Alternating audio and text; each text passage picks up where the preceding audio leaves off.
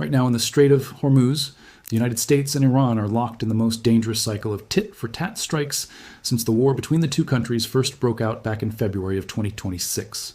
Over the last 2 weeks, we've watched a fragile ceasefire crack open again, watched American fighter jets and destroyers hit Iranian radar sites, missile depots, and drone storage facilities up and down Iran's southern coast, and watched Iran fire back at American bases in Bahrain and Kuwait.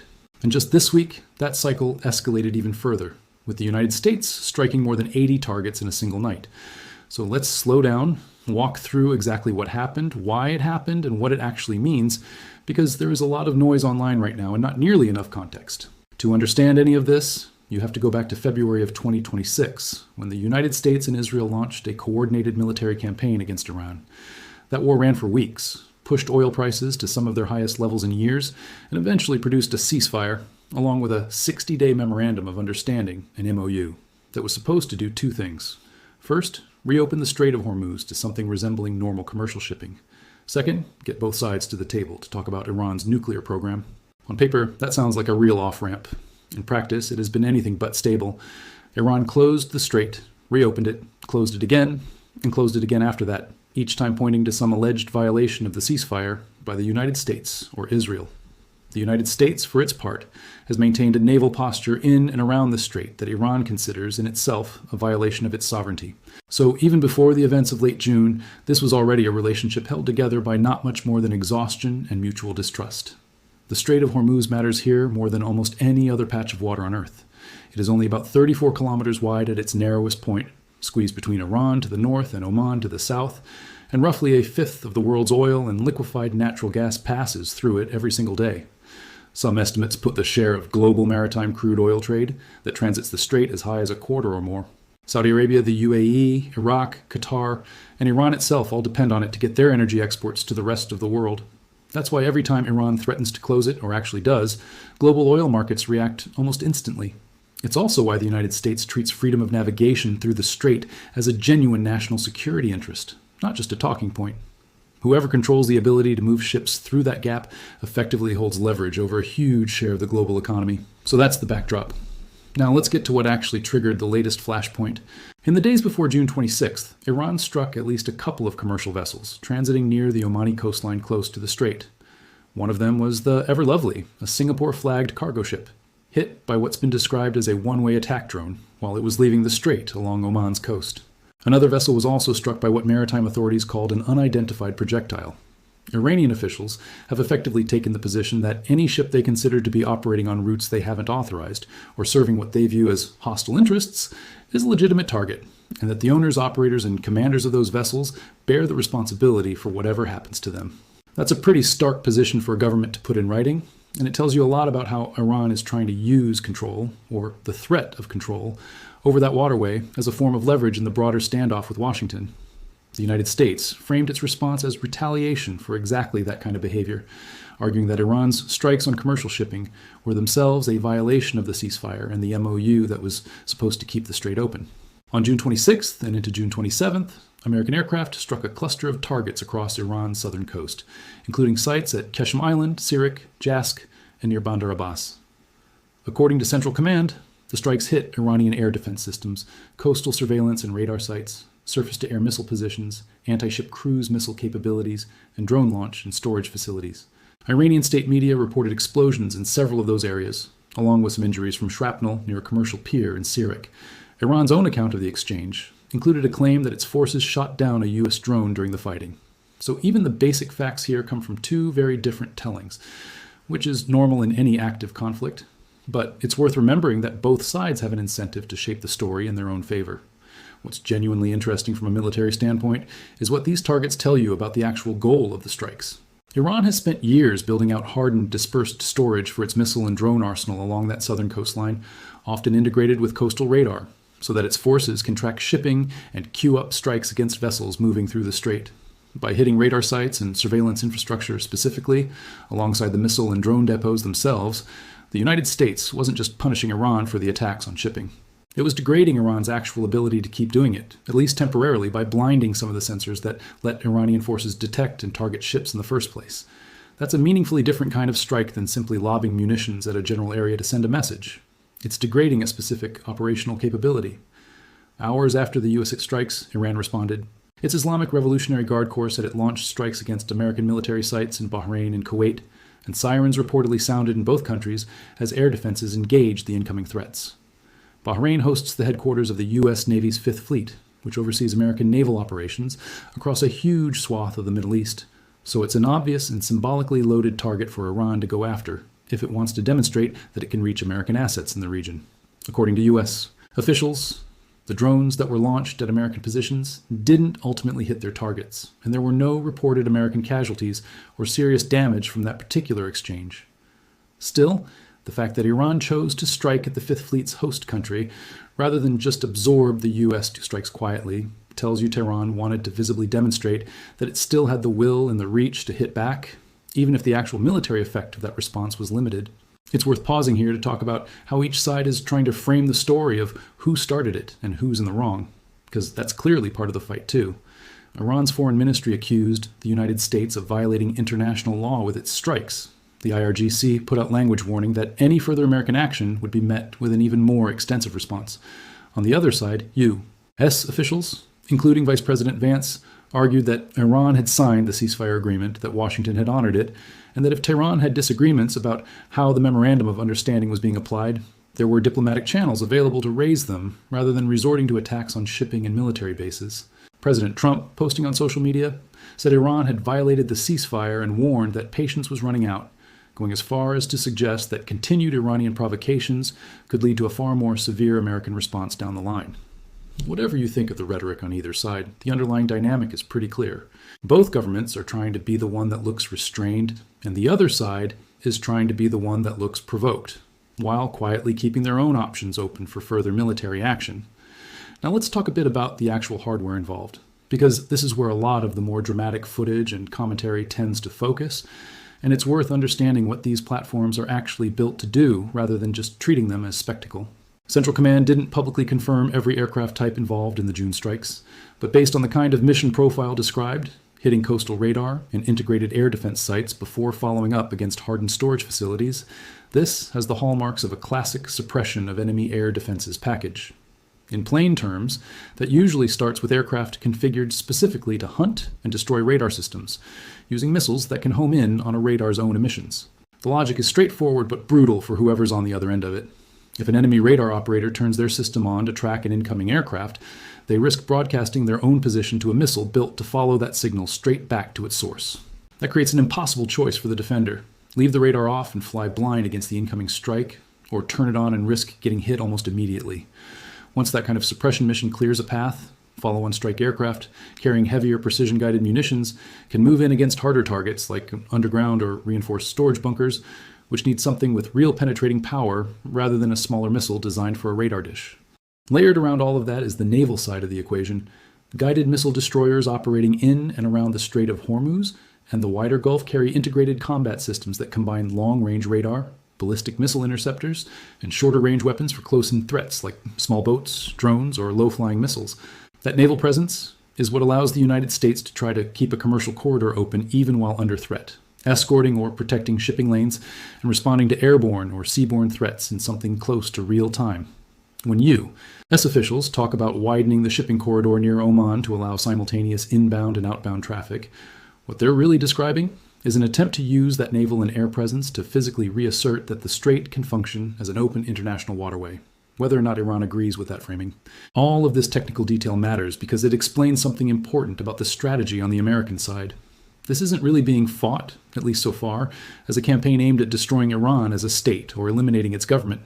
It's being fought as a series of targeted, proportional responses aimed at specific capabilities Iran is using to threaten shipping and American assets in the region. Every time Iran hits a tanker or a cargo ship, the U.S. response has focused on the specific military infrastructure tied to that kind of attack. The radars, the drone depots, the missile storage, rather than broader strikes against Iranian cities, government buildings, or civilian infrastructure. That's a deliberate choice, and it reflects a calculation that's been pretty consistent from Washington throughout this conflict. Keep enough military pressure on Iran to discourage further attacks on commercial shipping without escalating to the point where diplomacy becomes impossible or where a wider regional war becomes unavoidable. But here's the thing about that strategy. It only works if Iran actually responds to the pressure by backing off, and so far, that hasn't really been the pattern. If anything, the cycle has repeated and intensified rather than cooling down. And that brings us to what's happened just in the last couple of days, because this story didn't stay static after the June 26th and 27th exchange. Iran continued to strike at tankers moving through or near the strait, and by the first week of July, at least 3 commercial vessels, including a Qatari liquefied natural gas carrier, had reportedly been hit. In response, Central Command carried out a much larger set of strikes, hitting more than 80 targets across southern Iran in a single overnight operation, once again focused on air defense systems, command and control networks, coastal radar, anti-ship missile capabilities, and small boats used to threaten shipping. That's a significant jump in scale from the strikes in late June, and it suggests that whatever deterrent effect the earlier, smaller strikes were supposed to have didn't hold for very long. Alongside that expanded military action, the Trump administration also moved on the economic side of the pressure campaign, revoking a general license that had allowed Iran to sell oil, effectively reimposing sanctions that had been eased as part of the earlier ceasefire deal. That's a meaningful escalation in its own right, separate from the strikes themselves, because it strips away one of the few tangible benefits Iran had gotten out of the ceasefire process in the first place. Iran's foreign ministry responded by accusing the United States of repeatedly violating the terms of the Memorandum of Understanding, both directly and, in its view, through Israeli actions against Lebanon, and said it would take whatever measures it deemed necessary to protect its own interests and national security. So you now have military escalation and economic escalation happening at the same time, which tends to make any potential path back toward a negotiated calm considerably harder to find. Markets, predictably, have been reacting to every twist in the story almost in real time.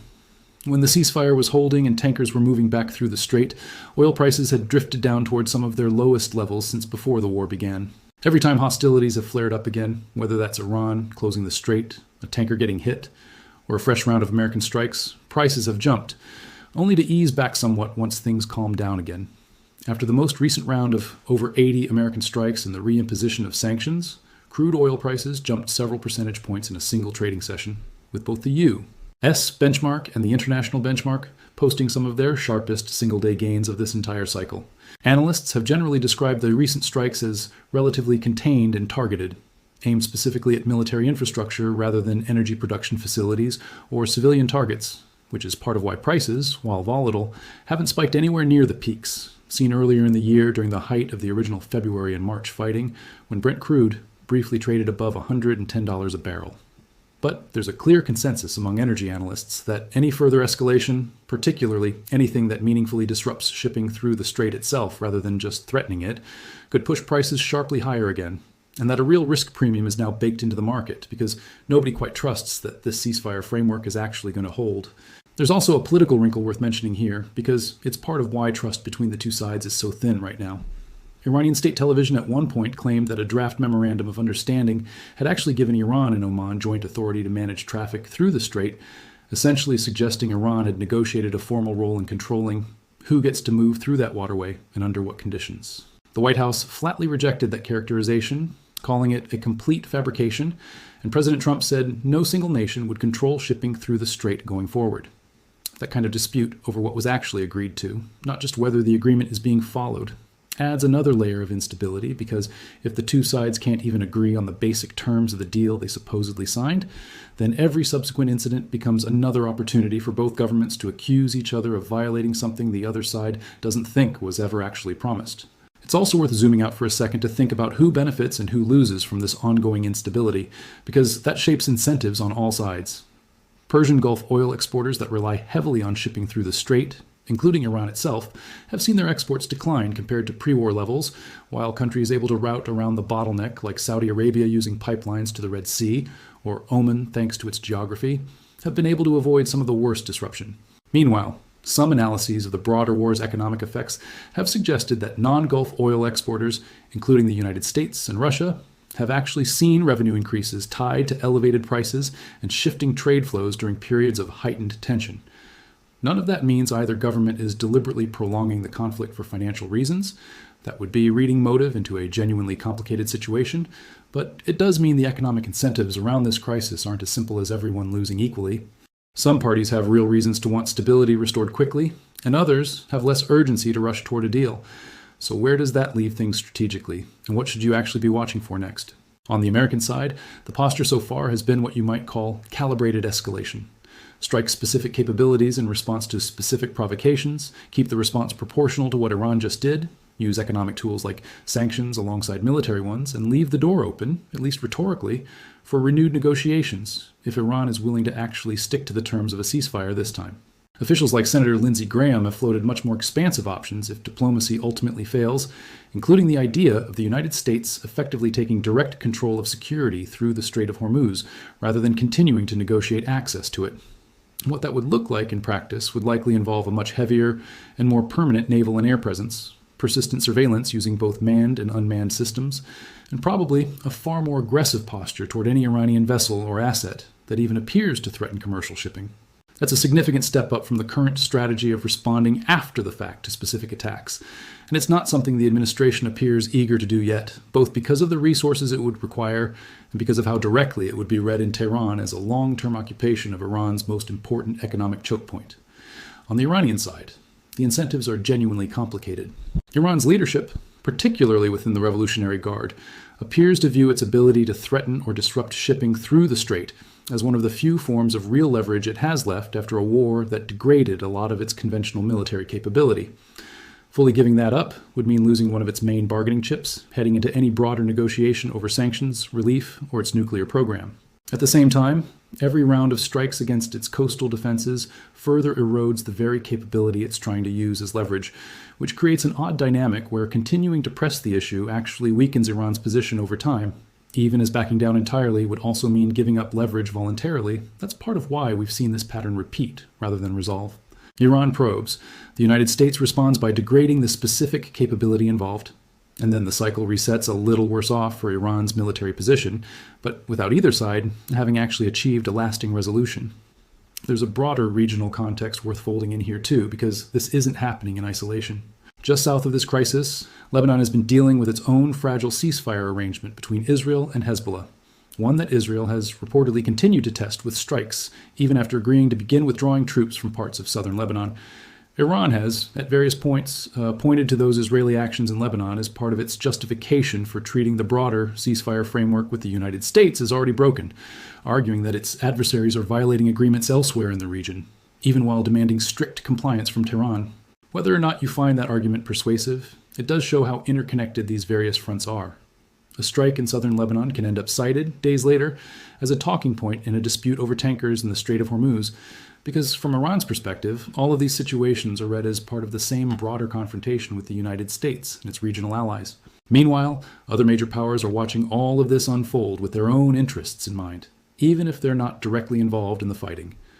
Russia continues to face its own pressure from Ukrainian drone strikes aimed at military production facilities inside Russia, which has kept Moscow's own military-industrial capacity under strain even as global attention has been dominated by the Middle East. China, for its part, has continued to slowly extend the operational endurance of its aircraft carrier deployments, an incremental but steady effort to build out the kind of sustained blue water naval presence the United States has maintained for decades. Neither of those developments is directly tied to the Iran situation, but they matter for the same underlying reason. Every major power is currently dealing with its own version of a long, grinding test of military and economic endurance, and how each of them manages their own crisis shapes how much bandwidth, attention, and leverage they have available for everyone else's. So what's the realistic range of outcomes from here? On one end, you could see a genuine return to negotiations, something like the Doha talks that were reportedly floated after the earlier June ceasefire violations, where both sides agree to another cooling-off period, Iran pulls back from targeting commercial shipping, and the United States eases back on both strikes and sanctions in exchange. That's happened before in this conflict more than once, which is actually a reason for some cautious optimism that it could happen again, even if the underlying disputes never really get fully resolved. On the other end, you could see continued escalation, more strikes, more sanctions, and eventually something like the expanded American control over the strait that's been floated as an option if diplomacy keeps failing. In between those extremes is probably the most likely near-term scenario. Another partial de-escalation, another shaky ceasefire, another round of tankers cautiously returning to the strait, and then, in a few weeks or months, another incident that restarts the entire cycle again. That's essentially been the pattern since the war first ended in the spring, and there's not yet a clear reason to think the underlying dynamics have changed enough to break that pattern for good. What's clear is that the Strait of Hormuz has become the central pressure point of this entire conflict, more than any single battlefield or capital city. It's where Iran's remaining leverage and America's stated commitment to freedom of navigation collide most directly. And it's the one place where a single attack on a single ship can move global oil markets within hours. Every side understands that. It's why Iran keeps testing it, why the United States keeps responding there specifically, and why any lasting resolution to this broader conflict is almost certainly going to have to run through some kind of durable arrangement over who actually controls, or at least guarantees, safe passage through that waterway. Until that gets settled, in a way both sides genuinely accept, rather than just tolerate under duress, expect the same pattern to keep repeating. A tanker gets hit, radar sites and drone depots go up in smoke along Iran's southern coast, Iran fires back at a base in the Gulf, oil prices jump for a few days, and then everyone waits to see whether the next lull holds a little longer than the last one did, or whether it breaks just as quickly. It's also worth putting this whole confrontation in some historical context, because none of this is actually new, even if the specific technology involved is. Back in the late 1980s, during the final years of the Iran-Iraq War, the United States found itself drawn into what became known as the Tanker War, escorting reflagged Kuwaiti oil tankers through the Persian Gulf, and eventually exchanging direct fire with Iranian naval forces after mines damaged American vessels. That earlier confrontation ended with Iran's navy taking heavy losses in a single day of fighting with U.S. forces, and it left a lasting impression on Iranian military planners about just how badly a direct, symmetrical naval confrontation with the United States could go for them. That history is a big part of why Iran's current approach leans so heavily on asymmetric tools instead: fast attack boats, sea mines, shore-based anti-ship missiles, and now drones, rather than trying to match American naval power ship for ship. It's a cheaper, more deniable, and in some ways more politically useful way to contest the Strait without risking a full conventional war that Iran has little realistic chance of winning outright. Understanding that history helps explain why Iran keeps returning to exactly this kind of pressure campaign against shipping, rather than escalating toward a more direct military confrontation, even after suffering real damage to its coastal infrastructure. There's also a command and control dimension to this that's worth flagging, because it shapes how predictable or unpredictable Iran's responses tend to be. A lot of the operational decisions around exactly when and how to strike shipping in the Strait sit with the Islamic Revolutionary Guard Corps Navy specifically, a force that operates somewhat separately from Iran's conventional military and answers most directly to the country's supreme leader, rather than through a more typical civilian defense ministry chain of command. Senior IRGC commanders in Iran have historically had fairly short tenures, whether through internal political shuffling or, in a number of cases over the years, through direct targeting during periods of conflict with the United States or Israel. That matters here because it means the specific individuals making tactical calls about when to strike a tanker or how to respond to an American strike can shift relatively quickly, which makes Iran's behavior in any given week somewhat harder to predict than it might be if a more centralized and stable command structure were making every call. It also means that any American strike targeting IRGC naval infrastructure carries an implicit message aimed not just at deterring the organization as a whole, but at whichever individual field commanders are currently responsible for ordering attacks on shipping. On the diplomatic side, it's worth being honest about how thin the actual substance of this ceasefire framework has been from the start. The 60-day memorandum of understanding that emerged from the spring fighting was always fairly light on enforcement mechanisms, real verification processes, or a shared definition of what would actually count as a violation by either side. That vagueness has been convenient for both governments in different ways. It's let Iran argue that Israeli actions in Lebanon, or continued American naval activity near the Strait, amount to violations of the spirit of the deal, even without a specific clause being broken. And it's let the United States treat individual Iranian attacks on shipping as clear-cut violations warranting military retaliation, without necessarily having to specify in advance what threshold of activity would trigger that kind of response. A more durable resolution to this cycle would probably require something considerably more specific: real-time monitoring of the Strait, accepted by both sides, a clearer and mutually agreed definition of what ceasefire compliance actually looks like day to day, and probably some kind of third-party or multinational verification role, whether that's Oman, Qatar, or a broader international body, rather than leaving Washington and Tehran to simply accuse each other of bad faith every time an incident occurs. Whether either side is currently willing to accept that level of external oversight is a separate question, and right now there's not much evidence that either one is. Zooming back out one more time, it's worth remembering just how much is actually riding on this pattern breaking or continuing. A meaningful share of the world's daily oil and gas trade depends on a waterway that is, right now, less than 24 miles wide at its narrowest point, and sits at the center of an active, unresolved military standoff between two governments that don't fully trust each other's account of their own agreement. Every government that imports energy through that route, Every shipping company weighing whether to route tankers through the strait or round it, and every household paying for gasoline or heating fuel has a stake in whether this settles down or gets worse. That's part of why this story keeps resurfacing in the headlines, even when it briefly fades from public attention for a week or two. The underlying instability hasn't actually gone away between flare-ups. It's just been quiet enough that it stops leading the news cycle until the next tanker gets hit or the next round of strikes lights up the coastline again. If you're trying to make sense of the headlines as they come in day to day, the most useful thing to track isn't really the individual strikes themselves, dramatic as the footage of them tends to be. It's whether shipping traffic through the strait is actually increasing or decreasing, whether oil prices are trending back down toward pre-crisis levels or climbing further, and whether either side is showing any willingness to sit back down at the table in Doha or wherever the next round of talks might happen. Those three indicators, more than any single explosion or drone intercept, will tell you whether this is heading toward another temporary calm or toward something considerably worse. For now, the honest answer is that nobody, including the people actually making these decisions in Washington and Tehran, seems fully certain which way it's going to break.